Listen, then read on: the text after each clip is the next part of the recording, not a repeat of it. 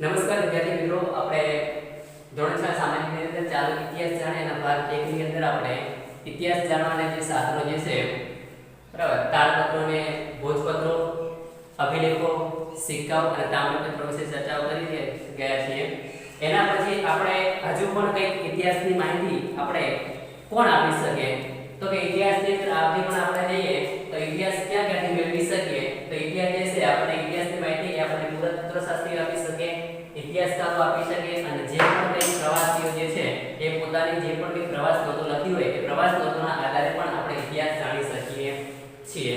તો મિત્રો એની અંદર આપણે જોઈએ કે જે પુરાતત્વશાસ્ત્રીઓ જે છે એ પુરાતત્વશાસ્ત્રીઓ આપણને કઈ રીતે ઇતિહાસ જાણવાની અંદર મદદ કરે છે, તો આપણે જોઈએ તો કે આ પુરાતત્વશાસ્ત્રીઓ વિશે આપણે વાત કરીએ.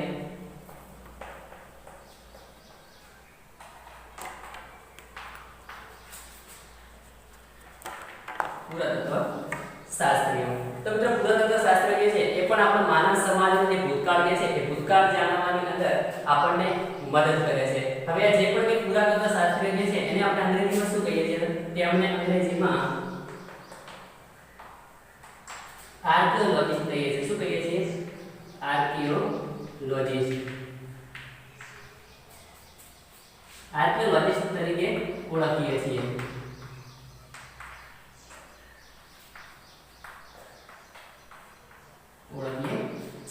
તો મિત્રો આપણે જે છે એ આર્કિયોલોજિસ્ટ એટલે કે પુરાતત્વશાસ્ત્રી જે છે એ પોતે આવું કોઈ સ્થળ હોય, બરાબર છે, એ સ્થળે જાય અને એનું સંશોધન કરે અને સંશોધન કરી અને જે પણ કે માહિતી જે છે આપણી સમક્ષ મૂકે છે.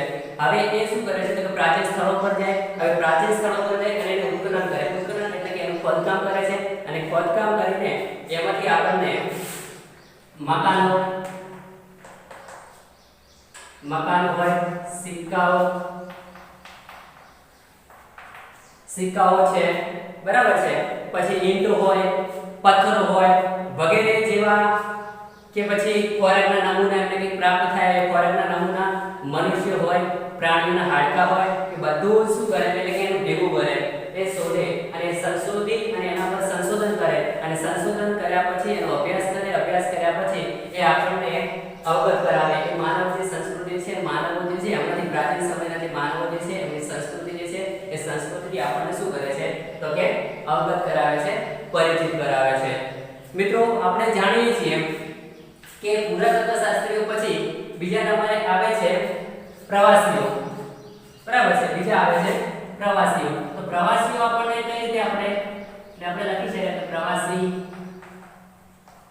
નોંધો, બરાબર છે. હવે પ્રવાસી નોંધો તો મિત્રો પ્રાચીન સમયની અંદર આ માણસ જે છે એક જગ્યાએથી બીજી જગ્યાએ શું કરતો હતો તો પ્રવાસ કરતો હતો.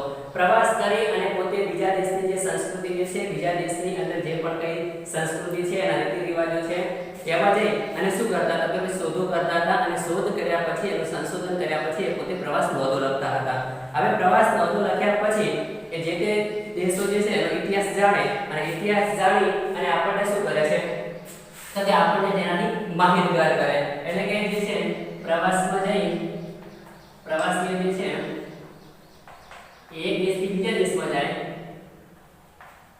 એક દેશથી બીજા દેશમાં જઈ અને તેની સંસ્કૃતિનો અભ્યાસ કરે છે. સંસ્કૃતિનો અભ્યાસ કરે છે અને તેની પ્રવાસી નોંધો બનાવે.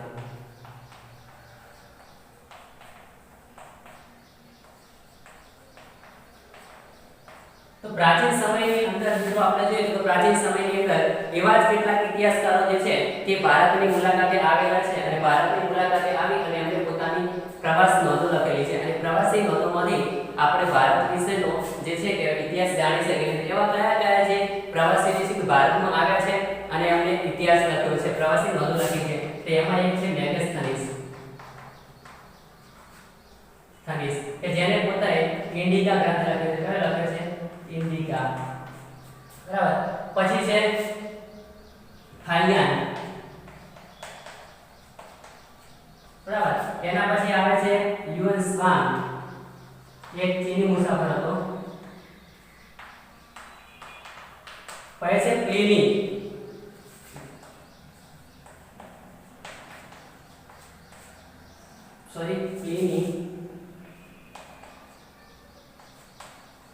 પ્લિની. તો આટલા જે મુસાફરો જે છે એ પોતે ભારતની અંદર આવ્યા છે અને એમને પોતાની જે પ્રવાસ નોંધો જે લખી છે એ પ્રવાસ નોંધોના આધારે જે છે આપણે શું જાણી શકીએ છીએ તો કે ઇતિહાસ જાણી શકીએ છીએ. હવે મિત્રો આ પુરાતત્વશાસ્ત્રીઓ અને ઇતિહાસકારો જે છે બરાબર છે એ શું છે તો ભાઈ આપણે આશરે ઉત્તર પશ્ચિમની અંદર જે સિંધુ ખીણની સભ્યતા જે આવેલી છે જે સિંધુ નદી આવેલી છે એ સિંધુ નદીથી શું કરેલા છે તો ભાઈ પરિચિત હતા. બરાબર છે. ઉત્તર પશ્ચિમની અંદર જે આવે છે સિંધુ નદી, આ સિંધુ નદી જે છે એ સંસ્કૃતિ તેનાથી શું છે તો પરિચિત છે.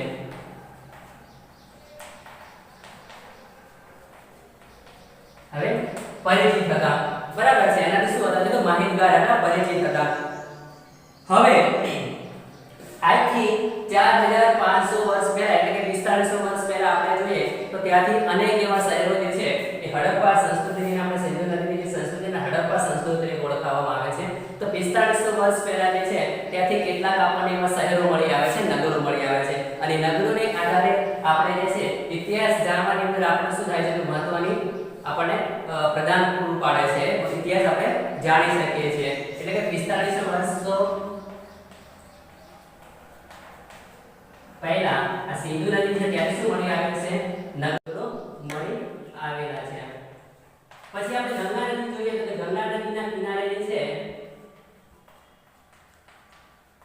ત્યાંથી 2500 વર્ષ પહેલા આજથી 2500 વર્ષ પહેલા જે છે કેટલા નગરો મળી આવેલા છે. મળી આવેલા છે. તો મિત્રો આ જે નગરો મળી આવેલા છે નગરોના આધારે આપણે જે છે બરાબર છે અને એના આધારે આપણે ઇતિહાસ જાણી શકીએ છીએ. તો મિત્રો આ બધા જે સાધનો જે છે કે આ બધા સાધનોથી આપણે શું જાણી શકીએ તો કે બધા જે સાધનો જે છે કે પ્રવાસી નોંધો હોય કે પછી પ્રવાસી નોંધો પછી આજે સિંધુ નદીના કિનારેથી જે લોકો પરિચિત હતા પ્રવાસીઓ કે ઇતિહાસકારો કે પુરાતત્વશાસ્ત્રીઓ તો એમના કારણે જે છે એ સમયના જે જૂના સમયના અંદર માનવના જે રીતિ રિવાજો કેવા હતા બરાબર છે એમના ખોરાકો કઈ રીતના હતા એમના પોશાકો શું હતા એ સમયની ટેકનોલોજી સંસ્કૃતિ જે છે એ બધાની માહિતી મેળવે છે અને એના અંદર આપણે બધી માહિતીથી અવગત કરાવે છે. તો ભારતની અંદર પણ અનેક એવા શહેરો કે જે ગામડાઓ જે છે એ શોધી શકાય છે અને સાથે સાથે આપણે જે જોઈએ છીએ કે આજે કપાસની ખેતી થાય છે એ અત્યારે આધુનિક નથી પરંતુ જે ભૂતકાળની અંદર પણ જે તમે બીજા ધોરણની અંદર આવશે એટલે ભણવાના છે કે પાકિસ્તાન જે છે એ પાકિસ્તાનની અંદર એટલે કે હાલનું પાકિસ્તાન અને પહેલા સમય કેવું ગામ હતું તો મહેરગઢ તરીકે ત્યાંથી આવા કપાસ છે પછી જવ છે ઘઉં છે સાથે સાથે કેટલાક એવા પ્રાણીઓ જે છે જેમ કે બકરી છે ઘોડા છે આ પાલતુ પ્રાણીઓ જે છે એ સમયની અંદરથી આપણને એના અવશેષો પ્રાપ્ત થયા છે. તો આ બધાના આધારે આપણે શું જાણી શકીએ તો એ બધાના આધારે આપણે એવું કહી શકાય કે ભાઈ એ સમયની અંદર પણ આવી ખેતીઓ થતી હશે, આવો પાકોનું ઉત્પાદન લેવામાં આવતું હશે અને પ્રાણીઓના હાડકાના આધારે આપણે એવું જાણી શકીએ કે ભાઈ એ સમયે તો મિત્રો હવે જે વાત કરી કે ભાઈ પ્રાણીઓના જે હાડકાઓ પ્રાપ્ત થયા છે હાડકાઓના આધારે આપણે શું માહિતી મેળવી શકીએ તો કે પ્રાણીઓના હાડકાના જે અવશેષો પ્રાપ્ત થયા છે એના આધારે આપણે જાણી શકીએ કે ભાઈ એ પ્રાચીન સમયની અંદર જે માનવી હશે એ આ પાલતુ પ્રાણી તરીકે પ્રાણીને પાળતા હશે. એ માહિતી આપણે ક્યાંથી પ્રાપ્ત કરી શકીએ છીએ તો કે ભાઈ આ ઇતિહાસના આધારે પ્રાપ્ત કરી છે, અવશેષોના આધારે પ્રાપ્ત કરી શકીએ છીએ. તો મિત્રો આ ઇતિહાસકારો જે છે આ પુરાતત્વશાસ્ત્રીઓ જે છે શું છે તો કે ભાઈ એ ભૂતકાળ જે છે એ ભૂતકાળનું અધ્યયન કરનારા શું છે તો મહત્વના વિદ્વાનો છે અને વિદ્વાનો શું કરે છે તો કે એ પોતે જે માહિતી એકત્રિતકરણ કરે છે જે પણ કંઈ અવશેષો પ્રાપ્ત કરે છે જે પણ કંઈ સંશોધન કરે છે એનું વર્ગીકરણ કર્યા પછી એના પર શું કરે છે તો કે સંશોધન કરે છે. સંશોધન કરી અને એમાંથી જે પણ કંઈ આપણને હસ્તપ્રતો પ્રાપ્ત થઈ હોય એમને કંઈ પણ દસ્તાવેજો પ્રાપ્ત થયા હોય એમને જે પણ કંઈ અભિલેખો કે પુરાવાઓ જે પ્રાપ્ત થયા એમના પરથી માહિતી એકત્રિત કરે અને એકત્રિત કર્યા પછી એ યોગ્ય રીતે તેનું આલેખન કરે અને વર્ણન કર્યા પછી એ આપણી સમક્ષ જે છે એ જીવંત કરે છે, રજૂ કરે છે અને એના આધારે આપણે સરળતાથી આ ઇતિહાસ જે છે એનાથી આપણે માહિતગાર બની શકીએ છીએ અને વિશેની જાણકારી મેળવી. મિત્રો હવે પછીનો જે મુદ્દો છે એનું નામ છે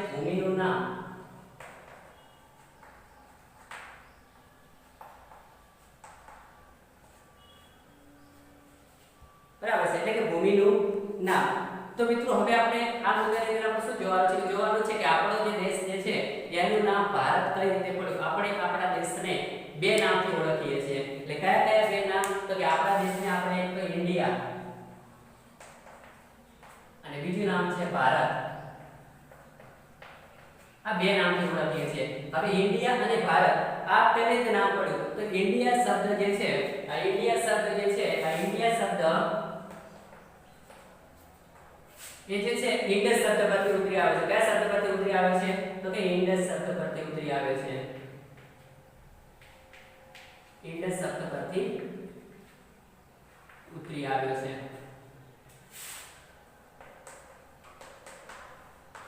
હવે પ્રાચીન સમયની અંદર મિત્રો આપણે જોઈએ કે જે છે ઈરાની લોકો અને ગ્રીક લોકો એ ભારતની જે સિંધુ નદી જે છે આ સિંધુ નદીથી શું હતા? તો કે પરિચિત હતા.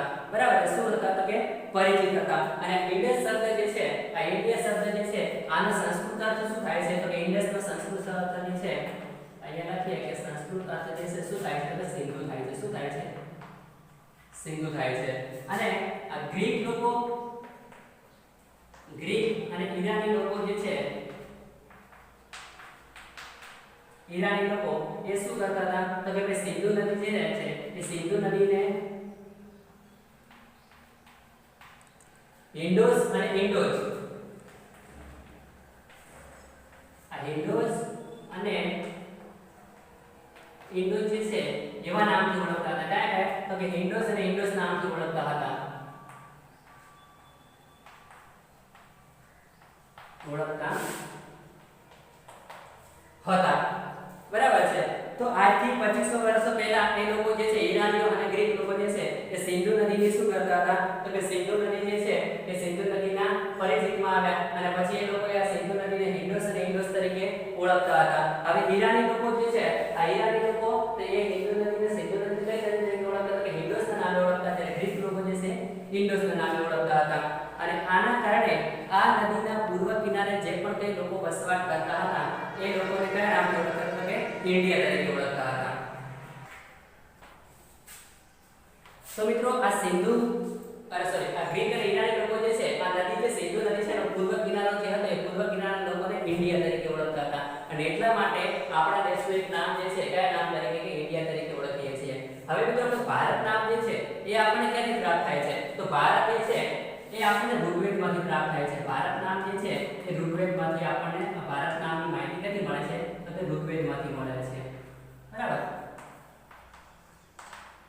આ ભારતની જે માહિતી છે ભારત દેશની માહિતી આપણને ક્યાંથી મળે છે? કે ભારત એવું નામ છે એ ઋગ્વેદમાંથી માહિતી મળે છે. અને એવું કહેવામાં આવે છે કે ભાઈ ભરત નામનો જે માનવ સમૂહ જે છે આ ઉત્તર પશ્ચિમ જે ભારત જે છે એમાં આવીને વસવાટ કરેલો અને એટલા કારણે જ આપણો દેશ છે ભારત તરીકે ઓળખાય છે. અને બીજી ભારત આપણા દેશ માટે એવું પણ કહેવત છે એવી પણ લોકવાયકા સાંભળેલી છે. તમે સાંભળ્યું પણ હશે કદાચ કે ભાઈ જ્યારે મહાકવિ કાલિદાસ છે એમણે મહાકાવ્ય રચ્યું છે. બરાબર. એક નાટક રચ્યું છે જેનું નામ છે અભિજ્ઞાન શાકુંતલમ. એટલે કે દુષ્યંત રાજા અને જે શકુંતલા જે છે એમને પુત્ર હતો એનું નામ હતું ભરત.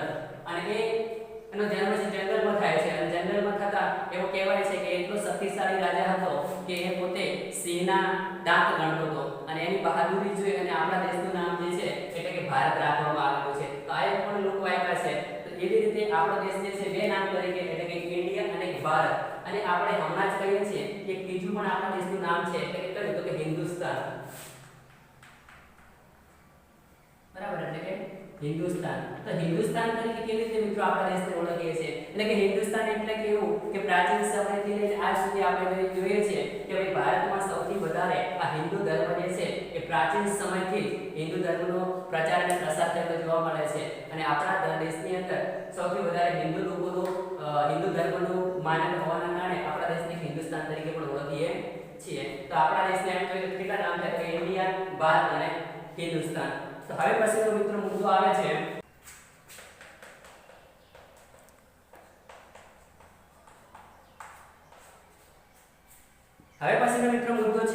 કે સાલવારી. તો મિત્રો આપણે જોઈએ કે ઇતિહાસની અંદર આ સાલવારી જે છે આ સમય જે છે સમયનું કેવું છે ખૂબ જ મહત્વ રહેલું છે. અમુક ઘટનાઓ જે છે એ સમય અને સ્થાનને આધારિત છે. હવે કહીએ છીએ કે આપણે આ ઘટના જે છે આ સમય બની ગઈ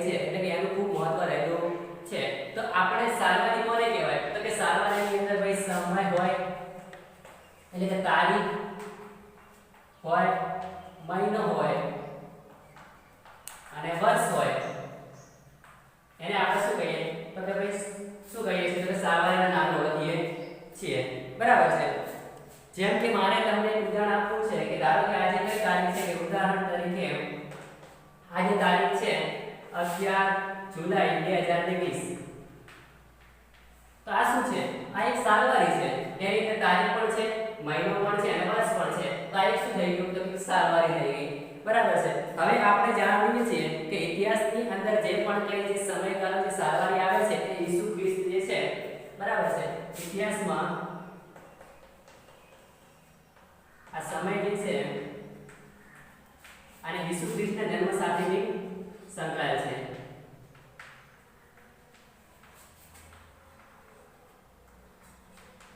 ના જન્મ સાથે સંકળાયેલ છે,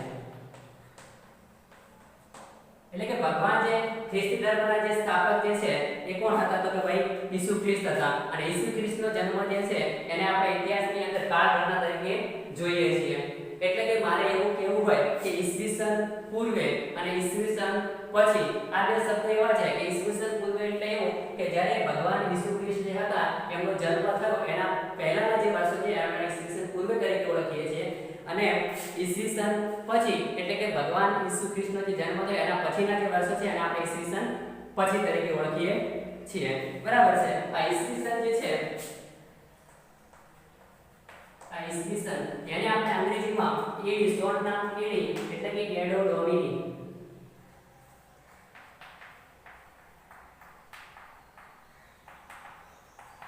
એડો ડોમિની આવા બે નામથી ઓળખીએ છીએ। ઈસવીસન એડો ડોમિની એટલે કે ભગવાનના જન્મનું વર્ષ, બરાબર છે, સોરી એડો ડોમિની એટલે કે ભગવાનના જન્મનું વર્ષ તરીકે ઓળખીએ છીએ। અને જેમ મેં વાત કરી ઈસવીસન પૂર્વે 2000 વર્ષ એવું કેવું હોય તો હું કહી શકું કે ભાઈ ઈસુ ખ્રિસ્તના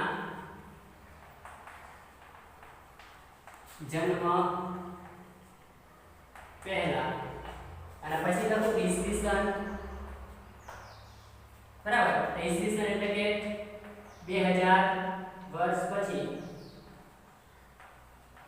એટલે કે ઈસુ ખ્રિસ્તના જન્મ પછી એના આધારે આપણે ઈસવીસન પૂર્વે અને ઈસવીસન જે છે એના આધારે આપણે આ માહિતી મેળવી શકીએ છીએ। તો એના માટે આપણે જોઈએ છીએ કે એક સમયરેખા પણ છે, આપણે સમયરેખાના આધારે વધારે સમજીએ કે ઈસુ જે છે એ હું દોરું છું સમયરેખા।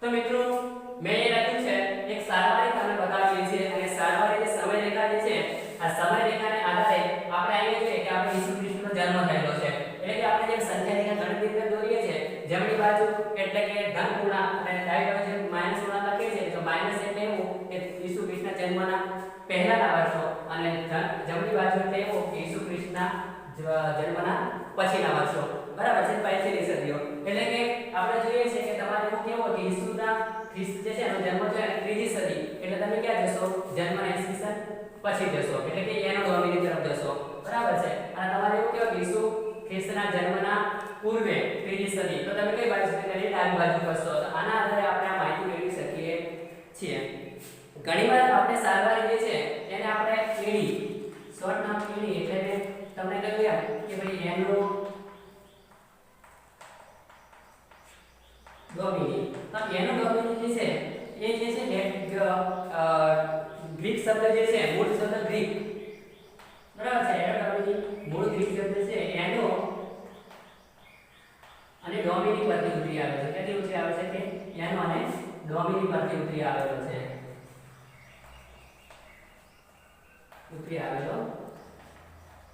છે બરાબર છે જેનો અર્થ શું થાય છે કે આનો અર્થ જે છે એવો થાય છે કે ભગવાનના જન્મનું વર્ષ બરાબર છે ભગવાનના સમયનું વર્ષ અથવા જન્મનું વર્ષ સમયનું વર્ષ એવો એનો અર્થ થાય છે પછી લખાય છે બીજું જે છે બીસી હવે બીસી એટલે શું તો બીસી એટલે કે બિફોર ખ્રિસ્ત બિફોર ખ્રિસ્ત એટલે કે જે ભગવાન ઈસુ ખ્રિસ્તના જન્મના પહેલા ઈસુ ખ્રિસ્તના જન્મ પૂર્વે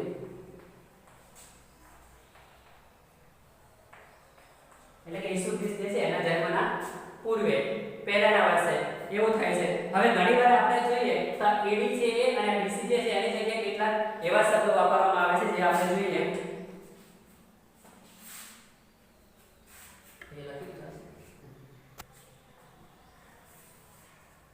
બરાબર છે એટલે કે ઘણીવાર આપણે જોઈએ તો એડી અને બીસી જે છે એમની જગ્યાએ કેટલાક બીજા શબ્દો વાપરવામાં આવે છે એટલે કે એડી ની જગ્યાએ જે છે આપણે જોઈએ એડી જે છે એડી ના બદલે આપણે સી વાપરીએ છીએ શું વાપરીએ છીએ તો કે સી વાપરીએ છીએ હવે સી નું શું થાય તો કે સી નો મતલબ જે છે કોમન એરા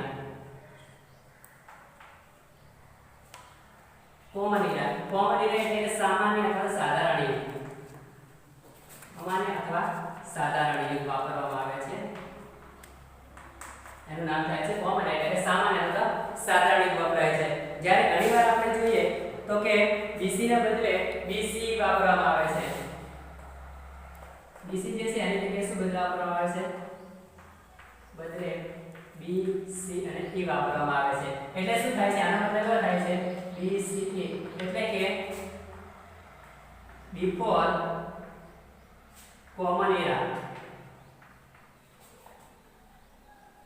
બરાબર છે બિફોર કોમન એરા એટલે કે પૂર્વે સાધારણ કે જે સામાન્ય કે સાધારણ જે છે એના યુગ પૂર્વે બરાબર સામાન્ય કે સાધારણ જે સમય જે છે એના પહેલા વર્ષો સાધારણ યુગ પૂર્વે તો આ શબ્દ એની જગ્યાએ વાપરવામાં આવે છે ઘણીવાર તમે એવું જોયું હશે કે એના તરીકે ત્રીજો શબ્દ જે છે એ બીપી વપરાતો હશે એટલે કે બિફોર એન્ડ બીપી એટલે કે બિફોર પ્રેઝન્ટ